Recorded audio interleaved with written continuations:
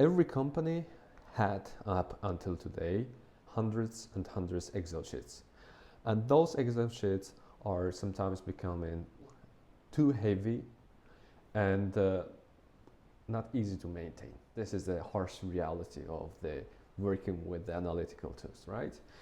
But especially in finance. Now, finance used to be one of the industries heavily relying on Excel.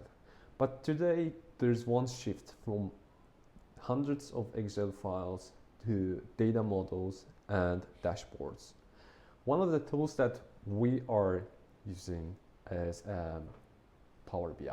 Power BI is a powerful tool. Power BI allows you to combine a lot of hard work, the brute force work that you used to do on Excel, and to have everything in one dashboard. Power BI is a good if you want to have everything traceable and maintainable and easily reportable. So, but sometimes you ask, how should I use Power BI in order to get my data in the Power BI? Because the Excel sheets up until now, especially the finance one, are differently structured. The data model is differently structured, the data structure is different, and the tables are different. Usually you have the long data sets, and which is not the case how you import the data. So you have a difficulty because you say, but what if I have different kind of a data set and it's structured differently? What if my data set is structured differently in Excel? But in Power BI, how should I do that? And luckily, there are some tools in Power BI to do that, some functionalities Power BI. Power BI allows you to structure your data in order to make it compatible with Power BI and for the reporting. Let me show you something. Here we're going to see practical examples how we can actually use the financial data and bring it to our reports on Power BI.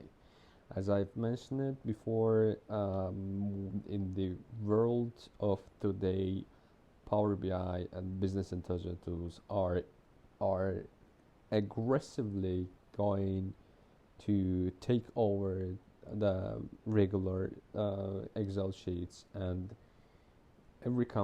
almost every company is promoting to using business intelligence tools in order to automate, in order to structure and make the robust data engine in the company.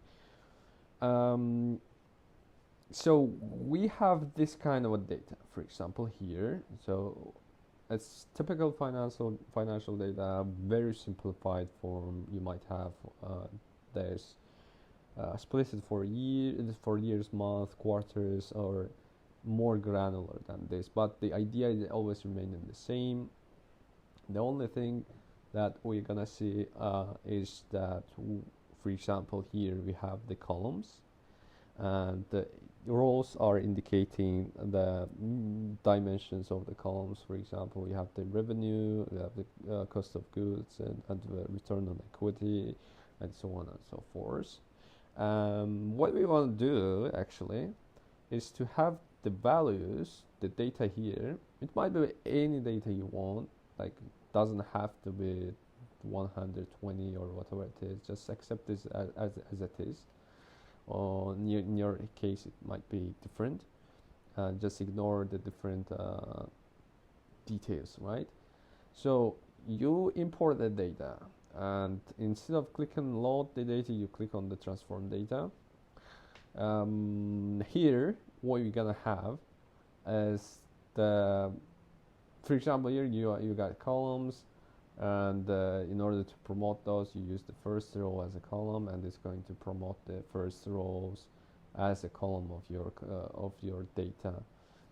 Then the next step, I want to have each of those as a value, like this column here, and this, all these columns should become one column with the values. How I should do that? I go here and I go to the transform, and I'm gonna find unpivot the data, because we have the pivoted data, right? We need to unpivot the columns, unpivot other columns, because we have selected this one and we want to unpivot this one. And we have attribute, you can change the name and call it year, for example, and the value, just call it value, just let it stay as a value, right? Let's go now to home and click on close and apply button. Now we're gonna have everything applied here. We got the finance data. We got two finance data because I was trying also before to apply the same, and apparently I forgot to get rid of that finance data, but we are not gonna use that one. This one here, we're just gonna close, and we're just gonna delete this one here, the old one. Delete from all, yes, and we have only one. So we have KPI, we have value, we got year. But what if you say, all right, I want to still see a table in a pivot form? So in that case, you have here anyways a matrix, which is which is a pivot, creating a pivot table. For instance, here you can write this one here, and just drag the KPIs to the rows, and to columns you're gonna drag the year, and to where is my year? Okay, year, and the value is going to do to come here. So you have replicated the same what you had there. You can avoid this total just clicking on the details here. You just type here total, column totals. I don't want to have the column totals, and row subtotals. I don't want the subtotals either. And I'm gonna have this tidy table. And what is nice here, you can also add the slicers. You can do many other operations here. For example, I want to have here the slicer and the year, and I want to select by year. Just I will make the slicer to be not the vertical list but drop down, for example, and I'm gonna select 1 year and see for a specific year. Or if you wanna manage it to have for a specific KPI, you're gonna do the same tag. You can have here the KPI, and instead of year just add the KPI. Or so I wanna see the return on investment. There are some discrepancies on data. It's because in some machines the decimals are considered as the decimals are not considered as comma, but considered as dot. So in our case we had that problem, but it's not the case.